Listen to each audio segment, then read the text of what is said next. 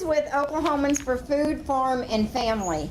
And as I stated, that he's the campaign manager for the Oklahomans for Food, Farm, and Family. He was originally raised on a farm west of Enid. He's an attorney, but we won't hold that against him. Maybe you could answer a few questions for us. With an extensive experience in governmental relations, land use law, tribal law, agricultural law, and natural resources law. Since its inception in 2012, Bud has been the director of the Oklahoma Farm and Food Alliance, a nonprofit organization dedicated to strengthening Oklahoma's local food industry and enhancing access to healthy, locally produced foods. Additionally, Bud is the attorney and director for the OKC Farmers Market District Association, a large-scale business development district centered around food production, distribution, retail, and wholesale outlets. He does have an incredible 12-year-old daughter named Rhea. Is that correct? Rhea, and is an avid traveler, and he's got all kinds of degrees and stuff. Please join me in welcoming Bud Scott. I'm going to shift around here a little bit. Just, yeah, make sure you keep the microphone where he can pick it up. Thank you. Thanks for having me tonight. That was a heck of a bio introduction. First, I want to build on what our first speaker said. I've served as a guardian ad litem for years in district court and tribal courts, representing children who have been victims of abuse or neglect. So it's a very important issue, everything that he was just discussing. Can you guys hear me well enough in the back? I'll do my courtroom projection voice. So again, thank you. I'm the campaign manager for Oklahomans for Food, Farm, and Family, which is an umbrella organization consisting of the Oklahoma Municipal League, has 460 cities and towns across the state of Oklahoma, the Oklahoma Farm and Food Alliance, which is over 450 local food producers, restaurants, grocery stores, and distributors that all use local foods. And then we're also organized with the Conservation Coalition of Oklahoma. They're a sub-umbrella group that represents Trout Unlimited, Ducks Unlimited, Quail Unlimited, mainly hunting and fishing organizations. So the three focal points of our organization are cities, food, and conservation. The proponents of this bill, if you guys aren't familiar with State Question 777, it's the so-called right to farm constitutional amendment. What it purports to do is create an exemption from new laws and regulations for the agriculture industry. So if you're an attorney like me, that raises flags right there. When you have an industry asking for special treatment over any individuals or any other industry, that's a major red flag. And that's enough to vote it down right there. As it should be. But the proponents will tell you that this is necessary because the agriculture industry is somehow under attack from animal rights organizations. I propose to you this. In the last 10 years here in Oklahoma, there has not been one single proposal to restrict animal care, handling, anything at the municipal level, at the state level. It may be at the federal level, but what this proposes to do is to modify Oklahoma's constitution to prevent us from passing any laws and regulations impacting the agricultural industry. So here, there's no justification for it in Oklahoma. There's been zero efforts. And you can ask the supporters to provide proof of that. All they'll be able to do is point to California, where the voters, not special interest groups, but the voters of the state of California passed Proposition 2, which required poultry, livestock, etc. to be raised in pens where they can at least get up, turn around. Well, they'll tell you that it's wreaking havoc. The eggs cost $8 a dozen. There was an article yesterday in the Woodward News where the reporter called out to San Diego, very expensive community, and spoke to the Kroger's there, their grocery chain. How much is the price of a dozen of eggs? $2.57. She calls Woodward's United Supermarket. How much is a dozen of eggs? $2.79. So it's more expensive here in Oklahoma than it even is in California. So this idea that the sky is falling and agriculture is under attack in Oklahoma is preposterous. It's what it really is it's big agriculture, the big agrochemical companies who are funding these campaigns nationally. Monsanto, Cargill, et cetera. They're the ones putting all the money into this, seeking exemptions from the law that we are all subject to. Right there, that should be enough. I should be like, all right, thank you very much. You guys have a great evening. We call that crony capitalism. It absolutely is. This is part of that corporate welfare state. And what they're doing a really good job of is wrapping themselves in the shroud of the family farmer. They've got the guy out on his combine and they say, you know, we need these protections. But what it really is, it's those giant pork companies like Smithfield, which is the largest pork producer in the United States. They have over 50,000 sows in Oklahoma. Who owns Smithfield? The Chinese government. So who's really promoting this? Who's asking to be able to be free from restrictions in Oklahoma? Right there. The proponents will tell you that 98% of farms in Oklahoma are family owned and operated. That may be the case. But according to USDA Ag Census data, see, we actually back up our arguments with facts and figures, and we can't get them to do it. So the USDA Ag Census data will tell you that 90+% of pork produced in Oklahoma comes from less than 2% of those farms. So where is it coming from? Those Smithfield operations. So while 98% of the farms may be family owned and operated, who's really generating most of the food? Who's having the biggest impact on the food system? It's these large corporate interests. So that right there, again, should send up major red flags. There's a big difference. So in 2012, we voted to adopt a right to hunt and fish constitutional amendment. Sound idea. It was basically the concept that, hey, we support the right to hunt and fish in Oklahoma. It should be enshrined in our Constitution, just so there's no further restrictions on it. But there was one clause attached to it. It said, subject to reasonable regulations. This proposal, how it's different than any other state, it goes the furthest of any of them so far. It specifically says, it shall be unlawful for the legislature to adopt any law which restricts the right to implement modern agricultural technology, absent a compelling state interest. How many of you guys understand what I just said? You got some of them? Okay. So some folks. So let's look at the first part of it, which is that there's a preamble, which is basically, we support the right for Oklahomans to farm in Oklahoma. Of course we all support that. No one's trying to take that away. It's that second part that's so dangerous, that the legislature shall pass no law. And what that means is not that just the legislature, but the agencies, that trickles down to the cities and city entities as well, like your water authority here in Oklahoma, or in Tulsa, excuse me, to your planning entities. It trickles all the way down. And the inclusion of that phrase, compelling state interest, that might sound like a good idea. Yeah, sure, that should be compelling. Health and water, those should be compelling state interest. That phrase is a legal term of art. And it was included because it's confusing.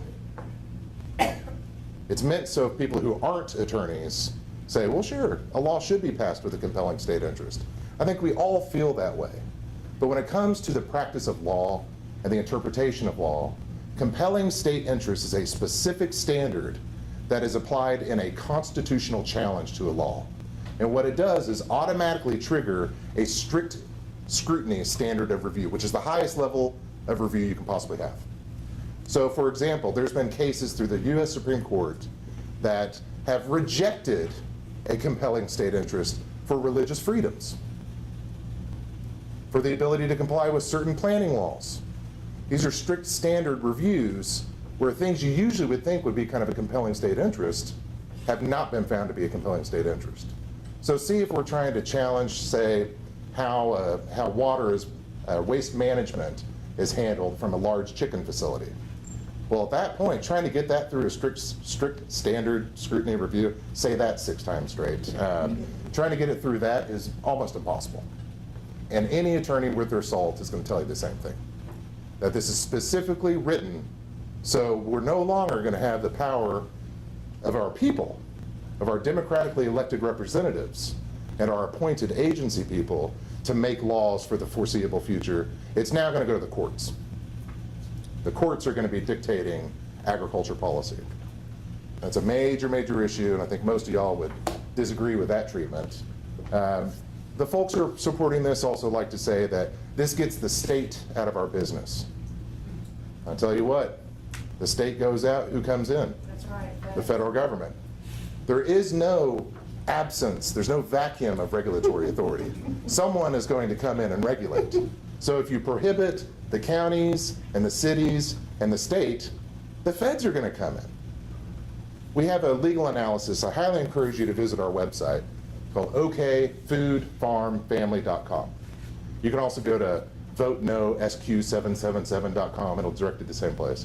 We've got a legal analysis on there. It's a brief 40, 50 page read, you know, just some light bedtime reading. But what it demonstrates in there is that this impacts our ability to protect our water. And that's the major issue. My cities are really, really concerned about this because you have the Federal Clean Water Act, for example. Well, as part of the Clean Water Act, we have minimum water quality standards that we have to comply with. Under 777, if we were trying to adopt new standards to comply with the federal rules, we would not be able to because it would be viewed as a restriction on modern agricultural practices. So right there will jeopardize our ability to run our own water quality programs. And who comes in again? EPA. That's right. So anyone who tells you otherwise has no factual basis for that. We can provide you with legal briefs. It's all on the website. So water is the big issue here. Cities, the reason they're so concerned about it, right here in the city of Tulsa, you guys should all be pretty sensitive to this. You know, we've been in 16 years of litigation with Tyson Chicken and the state of Arkansas because of the level of pollution that's gone into our watershed here. I'm from Tulsa. I went to high school here. I was around all this. I used to go to the Illinois River and swim in that nasty turquoise water. And now it looks a heck of a lot better because there's been extensive cleanup efforts and lawsuits. None of this would be possible under 777. It's an absolute shield from immunity or from liability, and then it ties the hands of our water entities to implement regulations. So for example, the TMUA, the Tulsa Municipal Utility Authority, which is responsible for providing us with clean water and abundant water. Well, they're opposed to this bill. Lauren Brookie, who's the head of that board or commission, wrote an editorial in the Tulsa World back in March demonstrating that State Question 777 would tie the hands of these water utilities to protect our water, to make sure that it's clean. Because any time you tried to restrict, say, runoff, agricultural runoff, which is a pollution form, then bam, that rule would be challenged as unconstitutional. Where would we end up? Court. And then we turn it over to the judge again. This is a lifetime amendment to our Constitution. It means that we take a freeze frame of what we have right now, agricultural technologies that we may think are great right now. Remember something called DDT? Well, DDT for 50 years was thought of, hey, this is fantastic. You know, it's a great herbicide and pesticide. Well, then we find out that it's killing us. It's killing our aquatic species, killing our animals, and it's killing us, and most importantly. So we regulate it. We limit its application. Under 777, if we determine that a certain fertilizer or a certain practice is detrimental to our health, safety, and welfare, hands are tied. They have to go through court. We have to be able to respond effectively and efficiently as a government. It's the reason we have representative democracy. It's the reason we have agencies. And so when issues come up, we can attack them with sound science and policy and address those issues. 777, we've been in court 16 years on this water litigation. How long do you think it would take to get one proposal through court? We're talking 3 to 5 years minimum. So every time we're passing a law or regulation that could be seen as impacting agriculture, out to court. So I purport to you that this is a solution looking for a problem. That's the way we usually do things. Absolutely. Absolutely. So there's several things I want to say here. The right to farm initiatives, just a little bit of history here. These started out of this bill mill in DC called the American Legislative Exchange Council, which is funded by the world's largest corporate entities. And they put out model legislation every year on a variety of issues, but are usually directed towards corporate welfare and getting away regulations from their entities. So that's ALEC, right? ALEC, yes, absolutely. So these started in the mid-90s, early 90s, and the original right to farm, the first time the sky was falling, it was to get an exemption for farms from nuisance lawsuits. So right to farm was adopted in all 50 states in 1996. And at that point, what it says is that if I'm Bud Scott's farm and I've been raising pigs on my property for 50 years, and then you move in next to me and you put in a residence, you can't sue me because my property stinks so bad, or because I've got water leaching onto your property. You can't sue me unless I've been proven to be completely negligent. So it was a shield of liability for the family farmer. That's okay. So that was the right to farm that exists in all 50 states. There is a right to farm. My farmers will tell you, hey, I've been on the same property for 3 generations. I've been farming just fine. I don't need a constitutional amendment to tell me that I have the right to farm. So it started with ALEC. There's been 2 states that have adopted this constitutional amendment. You have North Dakota, which passed it first. Now there's a tremendous difference between North Dakota and Oklahoma, because in North Dakota, they do not allow for corporate ownership of hog farms or dairies. It's prohibited by their constitution. So when they adopted this right to farm amendment, it also didn't include that compelling state interest language. That's that big kicker. It did not include that. So after they pass it, what happens the very next year? The ag lobby's out there pushing for corporate ownership of hog farms and dairies. So they want that exemption. So this legislative session, there was a vote of the people in North Dakota, and they voted down the push to allow for corporate ownership of hog farms and dairies. So there's a big difference between what you see in North Dakota and what you see here in Oklahoma. Now let's go to Missouri. Missouri is the most recent state to adopt it. They also didn't have the compelling state interest language in theirs. So again, very different things. They adopted theirs and went to a recount. It was so close that it went to a recount. And it's been implemented there. It's been in place for about a year. There's already legal challenges popping up. So we're already seeing the impact. People are going to court. And they're going to court over the craziest stuff. There's this guy growing marijuana in St. Louis, and he says, he gets popped and he says, whoa, whoa, whoa, whoa, whoa. So under this right to farm, so you shouldn't be able to regulate me, right? And of course it doesn't work because marijuana is classified as a Schedule A drug by the DEA. So, but once it's reclassified, which very well may happen during this latest term of Obama, once it's unclassified as a Schedule A, then people could make that same argument here and say you can't even implement rules and regulations because it's an agricultural process. It would be the Wild West, which some of my clients would be like, yeah, that's great. So those are some of the points with the ALEC issue. In Nebraska this session, they've been pushing the right to farm as well. And Farm Bureau is the main supporter of this push nationally. In Oklahoma, it's a very corporate entity. In Nebraska, it's a little different. So they started to see the opposition to it. And the sky isn't going to fall on Nebraska, apparently, because they withdrew their push for this right to farm. And the president of the Farm Bureau in Nebraska says, it's not a priority for us. So how can it be the sky is falling and American agriculture is so under attack by animal rights organizations, at least in Oklahoma, where there's been 0 proposals for it, but in Nebraska, it's not a priority? The two don't jive. It shows where they can get the race to the bottom the first. And in Oklahoma, we were all too happy to hand out those corporate welfare interests. So again, those 0 proposals, one of the big impacts that we talk about amongst the city people, and we're the folks that are going to be impacted by this the most. We go back to our water quality. We're paying millions of dollars for our water treatment systems.